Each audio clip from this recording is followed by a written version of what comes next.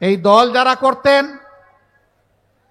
সরকারের ইশারা ইঙ্গিতে যারা মানুষের উপর জুলুম করেছেন, আশা করি তারা এখন বুঝতে পেরেছেন জনগণের বিপক্ষে দাঁড়িয়ে কখনো কেউ পার পায় না।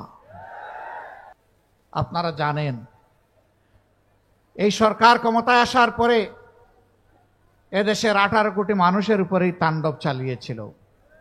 শুরু করেছিল জামাতে ইসলামীকে দিয়ে, তার আগে শুরু করেছিল সেনাবাহিনীকে দিয়ে, শেষ করেছে জামাতে ইসলামীকে দিয়ে।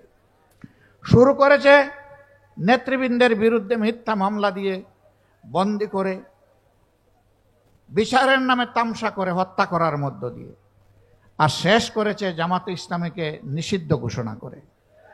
আজকে বাংলাদেশের জনগণের অন্তর থেকে কে নিষিদ্ধ হয়েছে? কে? জুড়ে বলেন।